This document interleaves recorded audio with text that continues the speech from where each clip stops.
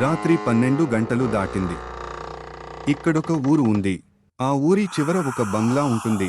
రాత్రి అయితే ఆ పాత బంగ్లా దగ్గరకి ఎవ్వరూ వెళ్లరు. ఎందుకంటే అక్కడికి వెళ్లిన ప్రతి ఒక్కరికీ ఒకే అనుభవం ఎదురైంది. ఆ ఇంటి కిటికీలో ప్రతిరోజు రాత్రి ఒక అమ్మాయి నిలబడి కనిపించేది. అంతేకాకుండా భయంకరమైన ఏడుపు శబ్దాలు కూడా వినిపించేవి. కాని దగ్గరికి వెళ్లి చూస్తే అక్కడ ఎవ్వరూ ఉండరు. ఆ ఇంటి పేరు రాజుగారి బంగ్లా. 30 సంవత్సరాల క్రితం అక్కడ జరిగిన ఒక సంఘటన ఇప్పటికీ ఆ ఊరిలోని ప్రజలందరినీ భయపెడుతోంది. మహేష్ అనే యువకుడు నగరంలో పనిచేసేవాడు. తన తాతగారి ఆస్తి గురించి తెలుసుకోవడానికి ఆ ఊరికి వచ్చాడు. ఊరి వాళ్ళు అతనికి ఒక మాట చెప్పారు. ఆ ఇంటిలో రాత్రి ఉండకూడదు. అక్కడ ఆ ఇంట్లో ఇంకా ఎవరో ఉన్నారు. మహేష్ నవ్వుతూ అన్నాడు, ఈ కాలంలో దెయ్యాలు అనేవి ఉండవు, పిచ్చివారిలాగా మాట్లాడకండి అని. నిజం ఏంటో నేనే తెలుసుకుంటాను అని ఆ రాత్రే ఆ ఇంటిలోకి వెళ్ళాడు. ఇంటి లోపల అడుగు పెట్టగానే చల్లటి గాలి అతని ముఖాన్ని తాకింది. ఎవరో బాధతో ఏడుస్తున్న రోదన వినిపించింది.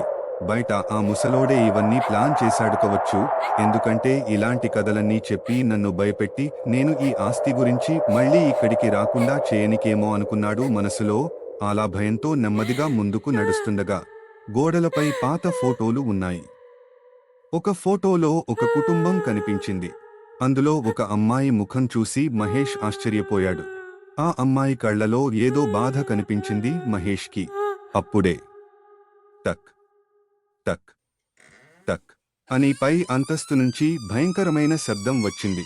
మహేష్ నెమ్మదిగా మెట్లు ఎక్కాడు. పైకి వెళ్లిన తర్వాత ఒక పాత గది కనిపించింది. అందులో ఎవరు లేకపోయినప్పటికీ లైట్స్ ఆన్ ఆఫ్ అవుతున్నాయి. ఒక కుర్చీ ఊగుతుంది. మహేష్ భయంతో డోర్ వైపు చూశాడు. ఆ గది తలుపు మీద ఇలా రాసి ఉంది, ఈ తలుపు తెరవకండి, డేంజర్ అని. కాని మహేష్ ఆసక్తితో తలుపు తెరిచాడు.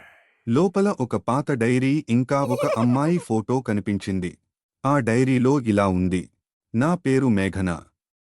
నన్ను ఈ ఇంట్లోనే చంపేశారు అని రక్తంతో రాసుంది. డైరీ చదువుతున్నప్పుడు ఒక్కసారిగా గది తలుపు గట్టిగా మూసుకుపోయింది. మహేష్ గుండె వేగంగా కొట్టుకుంటుంది.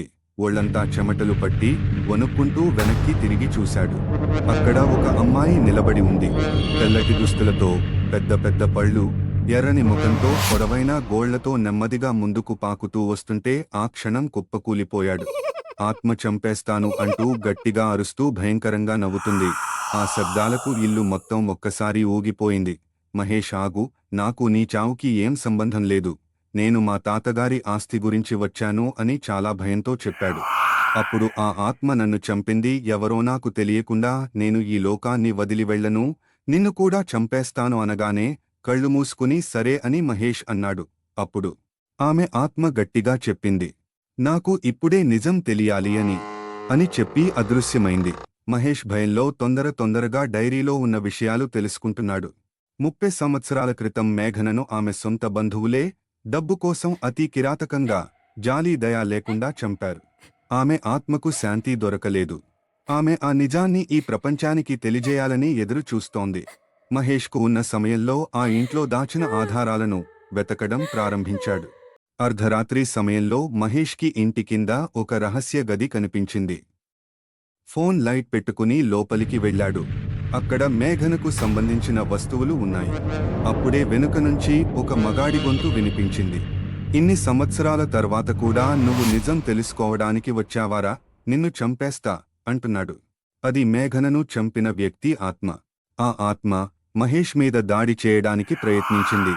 అక్కడ ఉన్న వస్తువులను అతని మీదికి విసిరేస్తుండగా మహేష్కు ఏం చేయాలో తెలియక తనకు ఇష్టమైన దేవుని పేరు గట్టిగట్టిగా చెప్పుకుంటూ, అక్కడ ఒక దేవుని ఫోటో పెట్టి తన కులదైవాన్ని మనసులో వేడుకుంటూ ధైర్యంగా మేఘన కథను రికార్డ్ చేసి ఊరి ప్రజలకు చూపించాడు. నిజం బయటపడింది. ఆ ఇంట్లో జరిగిన అన్యాయం అందరికీ తెలిసింది. మేఘన ఆత్మ మహేష్ ముందు కనిపించింది. ఈసారి ఆమె ముఖంలో కోపం లేదు, శాంతి ఉంది. ఆమె చిరునవ్వుతో చెప్పింది, నా కథను ప్రపంచానికి చెప్పినందుకు ధన్యవాదాలు అని సంతోషంగా చెప్పి వెళ్ళిపోయింది. మరుసటి రోజు ఉదయం అర్జున్ ఆ ఇంటి నుంచి బయటకు వచ్చాడు. ఆ రోజు తర్వాత ఆ ఇంటి కిటికీలో ఎప్పుడూ ఆ అమ్మాయి కనిపించలేదు. మళ్లీ ఏడుపు శబ్దాలు కూడా రాలేదు.